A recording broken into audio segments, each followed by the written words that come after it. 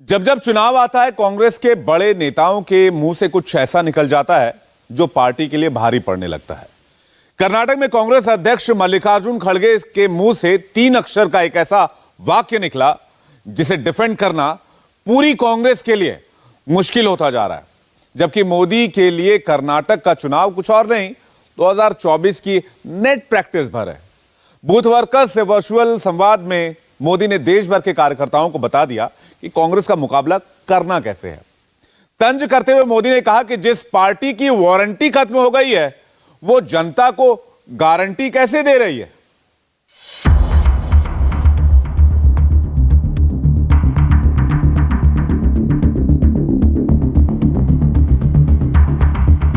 मोदी के लिए कर्नाटक महज एक ट्रायल रन है।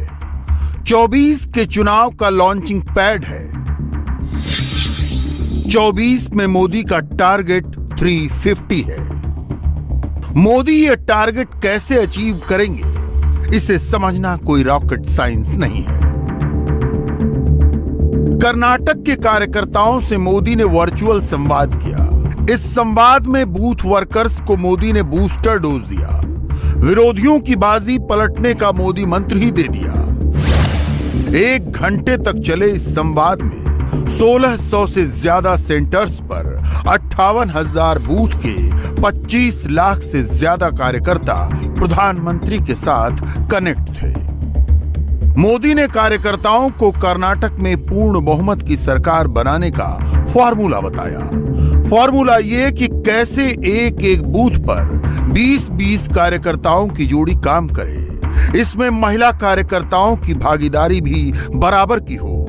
2 बार लगातार मोदी को प्रधानमंत्री बनाने में महिला वोटर्स की भागीदारी बढ़ी थी। इस भागीदारी को वाया कर्नाटक पूरे देश में इंटैक्ट ही नहीं रखना, इस भागीदारी को और बढ़ाना है।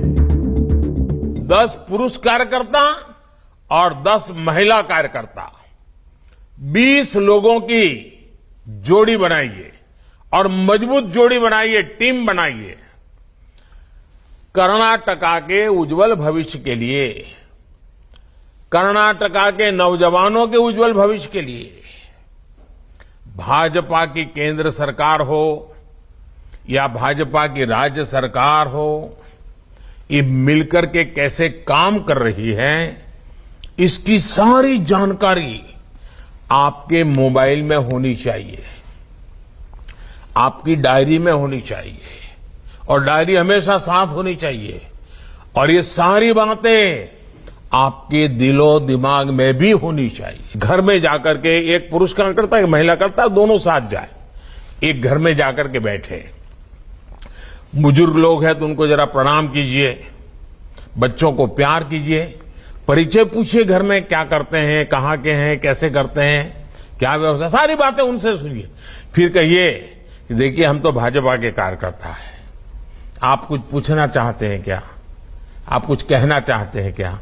फिर हम लारे जो काम है, सकारात्मक काम है, उनके साथ 1 to 1 बातें कीजिए।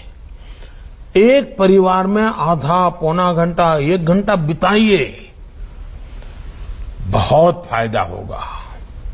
बूथ जीतने की शुरुआत तब होती है जब कार्यकर्ता बूथ से जुड़े परिवारों को जीत लेता है, उनके दिल को जीत लेता है। मोदी जानते हैं लगातार तीसरी बार केंद्र की सत्ता पर काबिज होना आसान नहीं है, मगर मोदी को भरोसा है कि वो ऐसा कर लेंगे। तो इसकी वजहें बहुत साफ हैं। वोटर के मन में मोदी को लेकर न कोई गुस्सा है न उकताहट है, जैसी 1977 में इंदिरा गांधी और 2014 में सोनिया की सरपरस्ती वाली यूपीए सरकार के खिलाफ थी।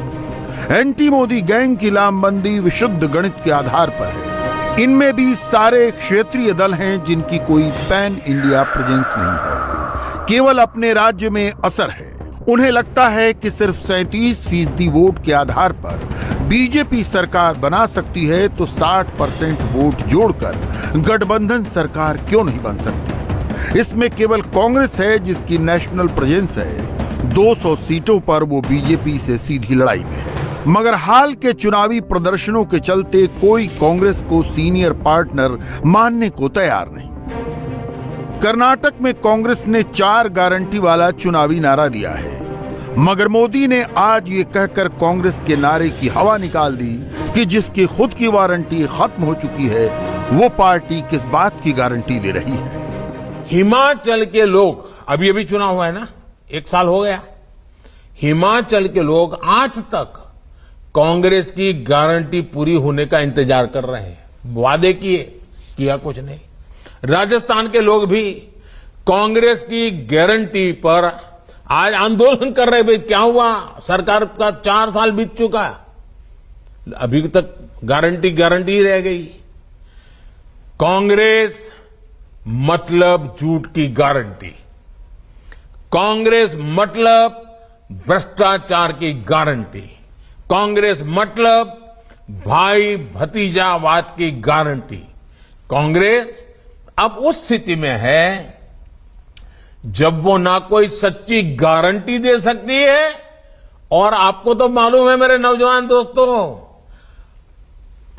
कांग्रेस की वारंटी तो बहुत पहले ही एक्सपायर हो चुकी है।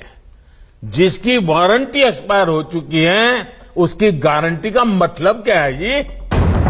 मोदी ने दूसरे राज्यों में कांग्रेस की खोखली गारंटी की नजीर यूं ही नहीं पेश की। ये संदेश केवल कर्नाटक के कार्यकर्ताओं के लिए नहीं था, ये देश भर के बीजेपी कार्यकर्ताओं को दिया मोदी का अस्त्र है। बीजेपी के कार्यकर्ता किसी राज्य का हवाला देकर कांग्रेस की पोल पट्टी खोल सकते हैं। हालांकि कर्नाटक में हर 5 साल पर सरकार बदलने का ट्रेंड है।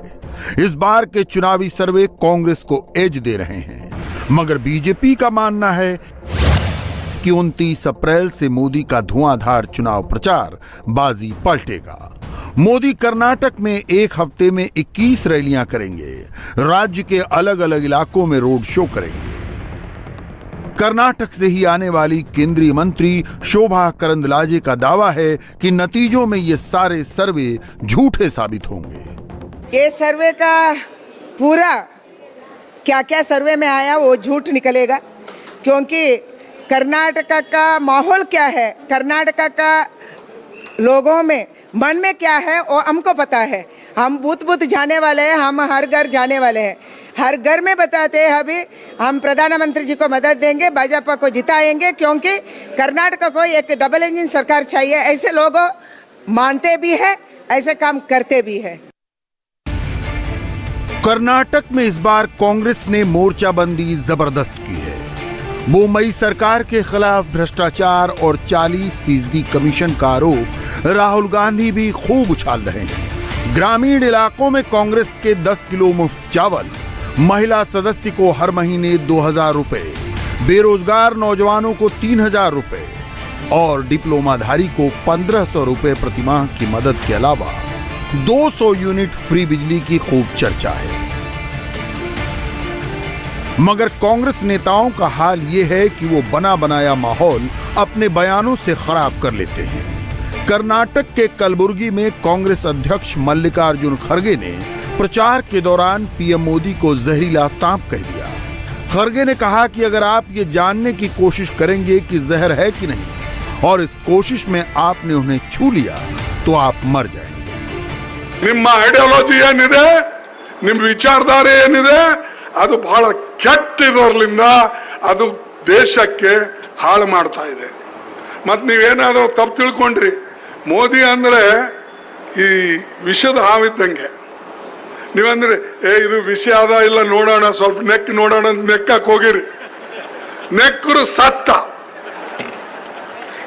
ಇಲ್ಲ ಇದು ವಿಷ ಅದಾನೋ ಎಲ್ಲೋ ಮೋದಿ ಕೊಟ್ಟಣ, ಒಳ್ಳೆ ಮನುಷ್ಯನ ಪ್ರಧಾನಮಂತ್ರಿ, ನಾವು ಸ್ವಲ್ಪ ನೋಡೋಣ ನೆಕ್ ನೋಡೋಣ ಅಂತ ಹೇಳಿ ಆ ವಿಷಯವನ್ನ ನೆಕ್ ನೋಡಿದ್ರೆ ನೀವು ಮಲಗೇ ಬಿಡ್ತೀರಲ್ಲೇ। हालांकि बाद में खड़गे ने सफाई भी दी कि उनका बयान किसी व्यक्ति के खिलाफ नहीं था, वो तो बीजेपी की विचारधारा को सांप की तरह बता रहे थे जिसे अपनाने वाले का अंत तय है। मगर ऐसे बयानों को अपने पक्ष में मोड़ने की कला टीम मोदी खूब जानती है। अभी तो वो 29 अप्रैल से मैदान में उतरेंगे, मगर उनसे पहले ही स्मृति ईरानी और धर्मेंद्र प्रधान ने कहना शुरू कर दिया कि प्रधानमंत्री का अपमान गांधी परिवार के इशारे पर किया जा रहा है। अर्जुन खड़गे जी का इस प्रकार का बयान देना कांग्रेस पार्टी की आने वाले इस चुनाव में हार का सबसे बड़ा संकेत है।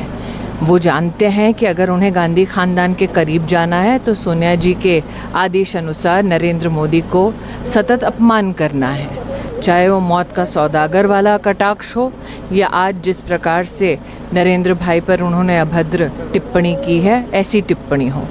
ये बात सुनिश्चित कर दी उन्होंने कि कांग्रेस की कर्नाटक चुनाव में हार पक्की है। उन्होंने क्या बोला वो पूरे देश ने सुना।